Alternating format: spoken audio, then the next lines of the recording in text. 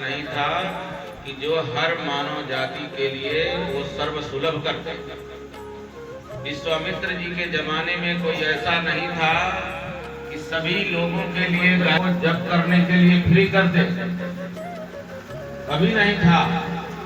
ये धरती पर पहली बार ऐसा हुआ है कि गायत्री के सिद्ध साधक इन्होंने 24 वर्ष तक अपनी पूरे शरीर को गला करके तपा करके उस गायत्री को अपने अंदर में हृदय में धारण करके उन्होंने गायत्री को मजबूर किया कि अब आप किसी भी जाति, किसी भी धर्म, किसी भी व्यक्ति, किसी भी नारी पुरुष के जीवन में जब गायत्री मंत्र जाएगा तो उसका कल्याण ही कल्याण होगा, किसी का अहित नहीं होगा। परम पूज्य गुरुदेव ने रिसर्च करके वो व्यवस्था बनाई है कि आज घर घर पे गायत्री पहुंच रही है। हम लोग जब गायत्री परिवार में शुरू में हुए तो पुराने लोग कहते थे कि जब गायत्री मंत्र को माइक पे बोला जाता था तो लोग विरोध करते थे। गायत्री मंत्र का विचार जब हम लोग किसी गांव में ले जाते थे तो लाठी डंडों से लोग रोकते थे कि गायत्री को तेज आवाज में नहीं बोला जाता, गायत्री को कान में दिया जाता है। लेकिन गायत्री को जब जन जन तक पहुंचना होता था, जब ऐसे परिस्थितियां बनी, परम पूज्य गुरुदेव ने अपनी साधना तप बल के बल पर तब क्या हुआ, गायत्री मंत्र सबके मोबाइल में टोन के रूप में बजने लगा। कौन रोक पाएगा? गायत्री मंत्र टेलीविजन में बजने लगा। गायत्री मंत्र किसी रोड पर गाड़ी पर बजते हुए जा रहा है। गायत्री मंत्र हर घर में रिकॉर्डिंग चल रहा है। कोई रोक पाएगा? जब प्रवाह चलता है किसी युग का, किसी युग के समय को बदलने के लिए जब भगवान का अवतार होता है, तब इसी तरीके से उस प्रवाह को कोई धरती पर पैदा नहीं है कि जो रोक ले। आज उसी कड़ी में गायत्री परिवार का जो अभियान चल रहा है, जन जन के उद्धार के लिए, जन जन के कल्याण के लिए, जन जन के अंदर सद्बुद्धि की स्थापना के लिए ये प्रवाह गायत्री मंत्र का चल रहा है। कभी कभी प्रज्ञा पुराण के माध्यम से, कभी कभी 5 कुंडी माध्यम से, कभी कभी 9 कुंडी गायत्री महायज्ञ के माध्यम से, कभी कभी ज्योति कलश यात्रा के माध्यम से, कभी शक्ति कलश यात्रा के माध्यम से, कभी कभी 108 कुंडी महायज्ञ से, कभी कभी अश्वमेध किया जाता है कि जो बचे खुचे जो नहीं भी थोड़ा सा हिल रहे हैं उनकी भी आत्मा को झकझोरने के लिए अश्वमेध यज्ञ किया जाता है। इस तरीके से परम पूज्य गुरुदेव के समय में, वंदनिया माता जी के समय में 36 से 40 के लगभग में अश्वमेध यज्ञ हो चुके हैं और भगवान राम के समय में 10 अश्वमेध यज्ञ हुए थे। आप लोग थोड़ा सोचिए, कृष्ण के जमाने में राजसूय यज्ञ हुआ था, लेकिन इस समय में परिस्थितियों को, देश दुनिया के स्थिति को बदलने के लिए परम पूज्य गुरुदेव के सानिध्य में, गायत्री माता के सानिध्य में 36 से 40 अश्वमेध यज्ञ हो चुके हैं, जिसमें गोरखपुर भी आपका आता है। ये भी आप सोचिए कि आपके घर में, आपके पास ये गुरुदेव का रथ नहीं आया है, इसमें स्वयं गुरुदेव आए और गुरुदेव के रूप में स्वयं भगवान आए हैं। और कलश विश्व ब्रह्मांड का प्रतीक है और पूरे विश्व ब्रह्मांड का एक ही देवी देवता है, वो है गायत्री। वो आपके घर, आपके गांव तक आया हुआ है। और अग्रिम आपके यहाँ कार्यक्रम होने वाला है 9 कुंडी गायत्री महायज्ञ। उस यज्ञ में कोई भी व्यक्ति, कोई भाई बहन 3 दिन से 4 दिन तक यज्ञ करने के लिए वंचित नहीं रहेंगे, सभी लोग यज्ञ करेंगे। एक दिव्य वातावरण बनेगा, उससे देवी देवताओं को भोजन प्राप्त होता है। जैसे कहते हैं ना, उनको पोषण दिया जाता है, शक्ति दी जाती है यज्ञ के माध्यम से, और वही फिर हमको लौट करके कई गुना के रूप में, पर्जन्य के रूप में, शक्ति के रूप में हमारे पर वर्षा होती है। आज हम लोग दीप यज्ञ कर रहे हैं, तो दीप यज्ञ में दीपक नहीं है केवल, दीपक तो देखने में सामान्य है, लेकिन दीपक बहुत महान है। हमारे भीतर का भी एक दीपक जलता है जो आत्मा के रूप में है। दीपक प्रेरणा देता है कि ये भलाई का काम करे। दीपक हमेशा भलाई का काम करता है, अपने तरह अंधेरा रख करके दूसरों को प्रकाश देता है। हमारे अंदर जो आत्मा है वो प्रकाशित हो, हमारी सोच जो है प्रकाशित हो, सद्ज्ञान के रूप में, ज्ञान के रूप में, ताकि हम गुरु जी की बात, भगवान की बात, अच्छी बात, श्री राम की बात, कृष्ण की बात, हम किसी से कह सके, किसी बुरे रास्ते पर चलते हुए व्यक्ति को सही रास्ता दिखा सके, ऐसा ज्ञान देने वाला दीपक का प्रकाश है। और वो प्रकाश है आत्मा की प्रकाश। आत्मा को जगाने के लिए सत्संग होता है, आत्मा को जगाने के लिए यज्ञ किया जाता है, आत्मा के लिए सामूहिक आयोजन किए जाते हैं, ताकि हमारे अंदर की जो भय है, जो दोष है, जो दुर्गुण है, वो सत्संग के माध्यम से निकल जाए। आज दीप यज्ञ यही है कि घर घर में निराली ज्योति जले, सुख शांति देने वाली, कल्याण करने वाली। आज इसीलिए आपके गांव में दीप यज्ञ होने जा रहा है। इसके लिए हम लोग 2 लाइन का कीर्तन करेंगे और 10 मिनट के अंदर ये कार्यक्रम को संपन्न भी करेंगे। आप लोग दोहराने की कृपा करेंगे। कबीरा मन निर्मल भया,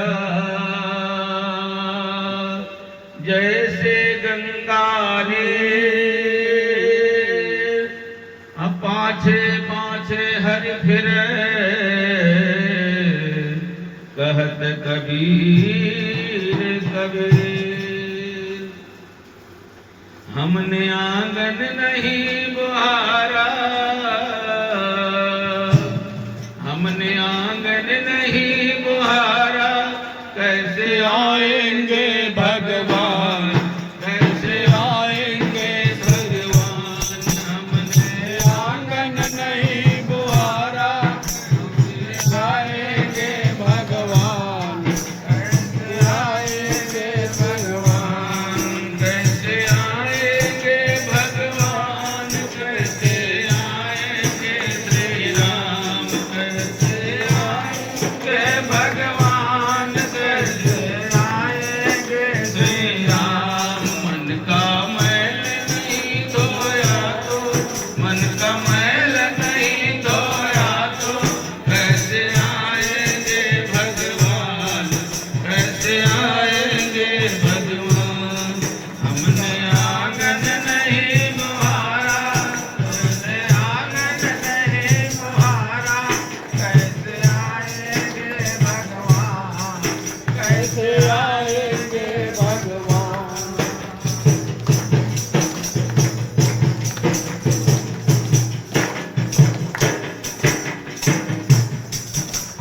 हर कोने कलमत कचाल की लगी हुई है ढेरी, हर कोने कलमत कचाल की लगी हुई है ढेरी।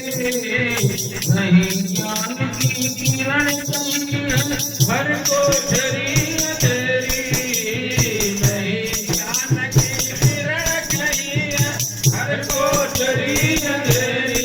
आंगन तुम्हारा अधियारा, आंगन तुम्हारा अधियारा, आंगन तुम्हारा अधियारा, कैसे आएंगे भगवान, कैसे आएंगे भगवान। आंगन तुम्हारा अधियारा, तुम्हारा अधियारा, कैसे आएंगे भगवान, कैसे आएंगे भगवान। हमने आंगन नहीं बुहारा, कैसे आएंगे भगवान, कैसे आएंगे भगवान। हमने आंगन नहीं बुहारा, कैसे आएंगे भगवान, कैसे आएंगे भगवान। हमारा पिघल न पाया जब देखा दुखियारा, हमारा पिघल न पाया जब देखा दुखियारा। किसी पंथ भूले हमसे पाया नहीं सहारा, किसी पंथ भूले हमसे पाया नहीं सहारा। दुखी है करुणा की धारा, दुखी है करुणा की धारा, कैसे आएंगे भगवान, कैसे आएंगे भगवान। दुखी है करुणा की धारा, कैसे आएंगे भगवान, कैसे आएंगे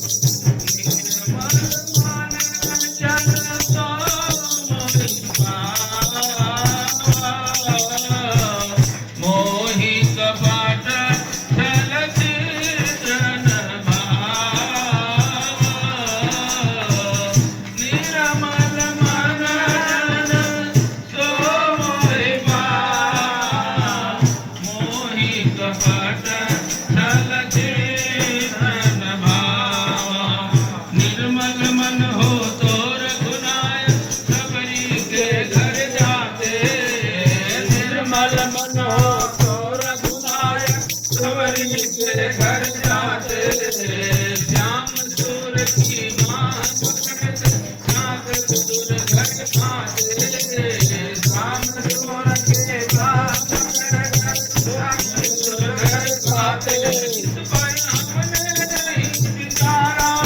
पर हमने नहीं विचारा, इस पर हमने नहीं विचारा, कैसे आएंगे भगवान, कैसे आएंगे भगवान। इस पर हमने नहीं विचारा, कैसे आएंगे भगवान, कैसे आएंगे भगवान, कैसे आएंगे भगवान, कैसे आएंगे श्री राम, कैसे आएंगे भगवान, कैसे आएंगे श्री राम। मन राम नहीं धोया तो, मन का मैल नहीं धोया तो, कैसे आएंगे भगवान, कैसे आएंगे भगवान, कैसे आएंगे श्री राम, कैसे आएंगे श्री राम। बोलिए परम पूज्य गुरुदेव की जय। अब जल ले लीजिए एक आदमी की तो है। आइए ये भावनात्मक यज्ञ है।